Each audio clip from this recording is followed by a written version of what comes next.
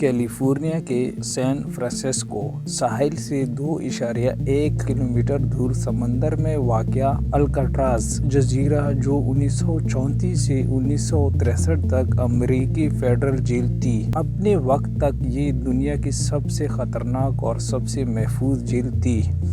بہت سے لوگوں نے فرار کی کوشش کی لیکن کوئی کامیاب نہ ہو سکا۔ الکاٹراز جیل کیا تھی اور دنیا کیوں اسے خطرناک اور سیکیورٹی کے لحاظ سے سخت جیل کے طور پر جانتی ہے؟ آئیے جانتے ہیں۔ میں ہوں عبید اور آپ دیکھ رہے ہیں مائنڈ فیکٹس ٹی وی۔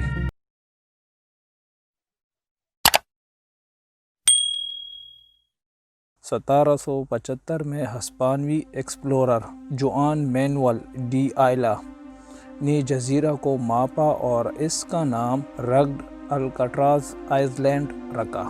یہ جزیرہ دور سے ایک پتھر کی طرح نظر آتا ہے، اس کو دی راک کے نام سے بھی جانتے ہیں۔ اس کے 75 سالوں بعد 1850 میں صدر میلارڈ فلمور نے اس جزیرے کو فوجی مقاصد کے استعمال کرنے کے حکم نامے پر دستخط کیے۔ 1850 میں اس پر قلعہ تعمیر کیا گیا اور سان فرانسسکو کی حفاظت کے لیے اس جزیرے پر 100 توپیں لگا لیے۔ اس عرصے میں الکاٹراز جزیرہ پہلے لائٹ ہاؤس کے طور پر بھی استعمال ہونے لگا۔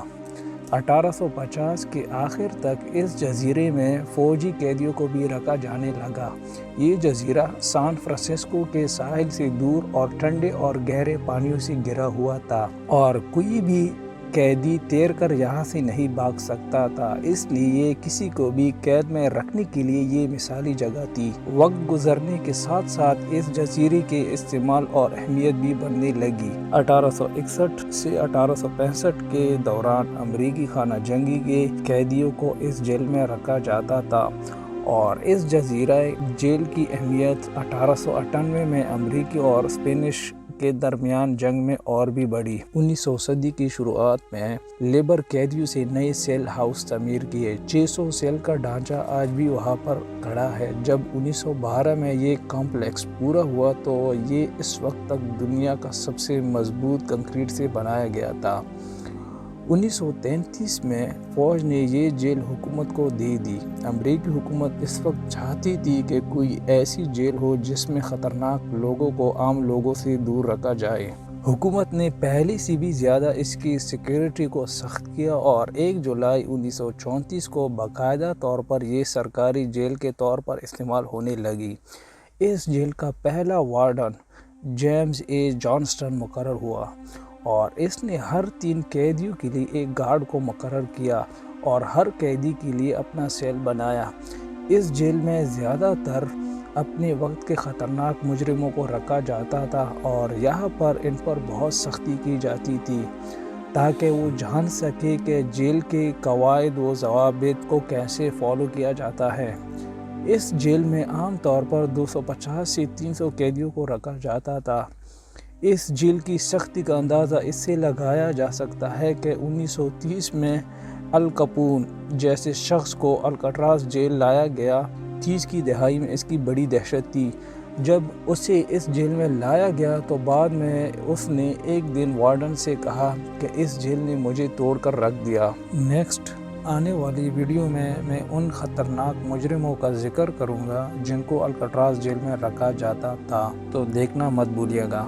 ان تمام سالوں میں 14 بار مشہور فرار کی کوششیں ہوئی، اور 36 کے قریب قیدیوں نے فرار کی کوشش کی۔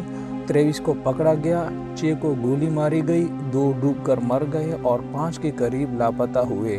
لیکن ان میں سب سے مشہور اور خونخوار کوشش جو باقاعدہ معرکہ میں تبدیل ہوئی، جو 2 مئی سے 4 مئی تک جاری رہی، جب 6 قیدیوں نے گارڈ کو قابو کیا اور ان کے ہتھیار چھینے۔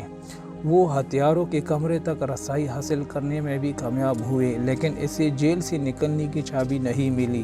اس جنگ میں 2 افسر ہلاک اور 18 زخمی ہوئے۔ بعد میں فوج کو بلایا گیا، جس کا اختتام 3 قیدیوں کی ہلاکت پر ہوا اور 3 کو زندہ پکڑا گیا، جن میں سے 2 کو سزائے موت سنائی گئی۔